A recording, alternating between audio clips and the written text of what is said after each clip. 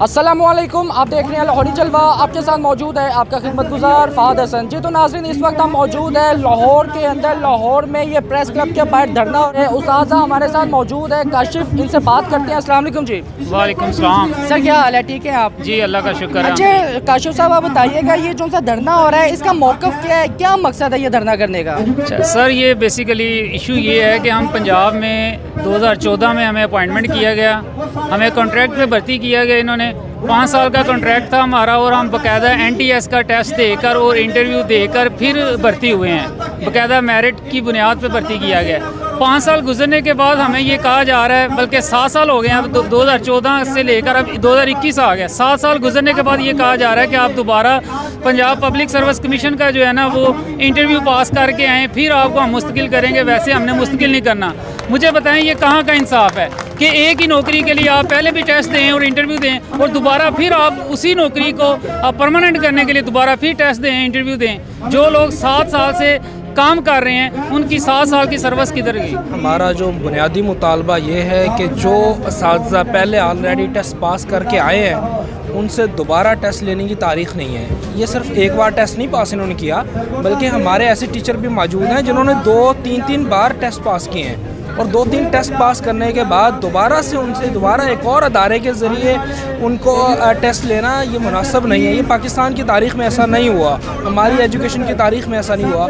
इस काम के लिए हम पिछले 2 साल से मेहनत कर रहे हैं, और तकरीबन 20 बार मीटिंग ऐसी हैं जिनके अंदर मैं ख़ुद शामिल रहा हूँ। 20 बार हमसे यही वादा किया जाता था कि आपका बात जेन्युइन है, हम आपकी बात को मानेंगे। अच्छा सॉरी सर, आपकी बात काट रहा हूँ, मुझे बताइएगा एक छोटा सा पॉइंट आपने मुझे बताना है। क्या आपका जो सा इशू है इस वक्त सिर्फ टेस्ट देने का इशू है, या फिर कोई और भी आपका कोई इशू है इसमें? हमारा टेस्ट देने का इशू नहीं है, हमारा टेस्ट देने का इशू नहीं है। हमारा इशू तो ये है कि हमने तो टेस्ट दे दिया हुआ है। नहीं तो फिर दोबारा टेस्ट देने में क्या इशू होगा? हमें दोबारा टेस्ट देने का इशू ये है कि जब 7-8 साल पहले हम टेस्ट दे चुके हैं, हम सारे प्रोसीजर से गुजर चुके हैं। जब तरीका ये है, इंटरनेशनल लेवल पे ये तरीका है कि जब एक टीचर है 10 साल उसने पढ़ा लिया, अब उसकी परफॉर्मेंस चेक की जाती है, उसने कैसा रिज़ल्ट दिया है। अब रिज़ल्ट चेक करें वो भी 100% है, तो फिर दोबारा 10 साल बाद एक गैर आइनी, गैर जमहूरी, गैर रवायती तरीक़ाकार किसी के ऊपर क्यों जो है अपोज किया जाए? इसको हम कहते हैं नाइंसाफ़ी, इम्तियाजी सलूक, कि एक के साथ और सलूक है, दूसरे के साथ और सलूक। आप देखें कि फेडरल गवर्नमेंट की तनख्वाहें 25% इंक्रीज़ कर दी, हमारी नहीं की। क्यों? क्योंकि ये दौरे में आ रहे हैं, ये तबकाती निज़ाम है। हमारे पंजाब के अंदर, हमारे पंजाब के ब्यूरोक्रेसी को मराहत मिली हैं, असम्बली मुलाजमीन को मराहत मिली हैं, टीचर्स को क्यों नहीं मिली? क्या वो 3rd दर्जे की शहरी हैं? जब तक हम तालीम को तरजीह नहीं देंगे, जब तक हम तालीम को बुनियादी हैसियत नहीं देंगे, जब तक हम इस पर इन्वेस्टमेंट नहीं करेंगे तो हम तरक्की नहीं कर सकते। बिस्मिल्लाहिर्रहमानिर्रहीम। हमारे धरने का मकसद जो है ना, कोई लड़ाई झगड़ा नहीं है, दंगा फसाद नहीं है। हम जो आए हैं इतने पूरे पंजाब से जो साजा आए हुए हैं, इनका सिर्फ एक ही मसला है कि इतनी देर से गवर्नमेंट जॉब में और अभी तक इनका कोई स्ट्रक्चर नहीं है। तो जब तक कोई हमें स्ट्रक्चर नहीं दिया जा सकता, हमें मुस्तकिल नहीं किया जाता, तो हमारे बच्चों का कोई फ्यूचर नहीं है। तो इसीलिए हम ये रात दिन हुकूमत से बस एक ही हमारी अपील है, खुदा रहा हम पर रहम करें और हमें फ़ौरन मुस्तकिल किया जाए, ताकि हमारा जो फ्यूचर है ना, हमारे बच्चों का जो मुस्तकबिल है वो महफूज हो सके। इस एहतजाज के मैं यही कहना चाहूँगा, इमरान खान साहब, आप लोगों को शर्म आनी चाहिए। आप मदीना रियासत की बात करते हैं, आज हमारी बहनें बेटियाँ 1 हफ्ते से ज़्यादा हो गया है एहतजाज कर रही हैं। आपको शर्म आनी चाहिए। आपने अगर वफाक में कर दिया है, मुतालबात पूरे कर दिए हैं, तो आपको सूबों में भी करने पड़ेंगे।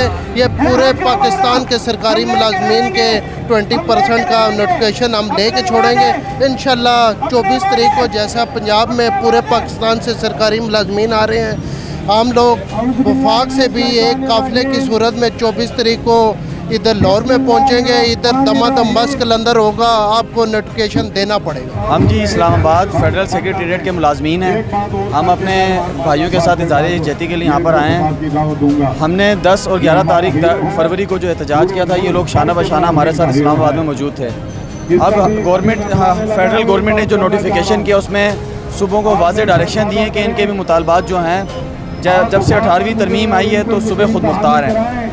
صبح سے ریکویسٹ کیا کہ ان کے مطالبات بھی پورے کیے جائیں، لیکن پچھلے دنوں بزدار صاحب نے وہی ڈٹھائی کا مظاہرہ کرتے ہوئے بیان دیا ہے کہ وہ بجٹ سے پہلے ان کے مطالبات منظور نہیں کر سکتے ہیں۔ جب ملازمین کی حق کی بات آتی ہے تو خزانے خالی ہوتے ہیں۔ یہ کیسا حکومت ہے، یہ کیسا نظام ہے، ہمیں سمجھ نہیں آتی۔ کیسی ریاست مدینہ کا خواب خان صاحب دکھا رہے ہیں جہاں دو نظام چل رہے ہیں۔ جن کو نوازنا ہوتا ہے ان کے لیے راتوں رات نوٹیفیکیشن بھی ہو جاتے ہیں، ان کے لیے خزانے بھی بھرے ہوتے ہیں۔ جب مظلوم اور غریب طبقے کے ملازمین کی باری آتی ہے تو ان کے خزانے خالی ہوتے ہیں۔ السلام علیکم جی۔ جی بسم اللہ، وعلیکم السلام۔ محمد افضل مغل جی، مرکزی general secretary Punjab educator association Punjab. تو آج کا جو ہمارا یہ احتجاج ہے اور یہ دھرنا جو ہے وہ ایس ایس سیز اور اے یوز کی ریگولرائزیشن کے لیے ہے، اور یہ بالکل ہمارا درست مطالبہ ہے، اس لیے کہ جب ہمیں بھرتی کیا گیا، جب ایس ایس سیز اور اے یو کو بھرتی کیا گیا اس وقت یہ بالکل کوئی پالیسی نہیں تھی، اور 14 سے پہلے جتنے بھی ایس ایس سی ہیں وہ سارے کے سارے ایس ایس ٹی ہوئے اور ان کو کوئی پی پی ایس کے تھرو نہیں لیا گیا۔ لیکن یہ جو ہی انہوں نے 2018 میں ایک پالیسی چینج کی تو اس پالیسی کے اندر یہ چیک لگا دی کہ جتنے بھی ریگولر ہونے والے ایس ایس سیز اور اے یوز ہیں ان کو پی پی ایس سی کے تھرو گزرنا پڑے گا۔ تو یہ کتنی بڑی زیادتی ہے کہ پہلے سے یہ لوگ میرٹ پہ آئے ہیں، این ٹی ایس کا امتحان دے کے آئے ہیں، اور ان کی کوالیفیکیشن ہے وہ بہترین ہے، اور اس کے بعد بھی اگر ان سے یہ کہا جائے کہ آپ امتحان دے کے آئیں پی پی ایس سی کا، یہ تو بہت بڑی زیادتی ہے۔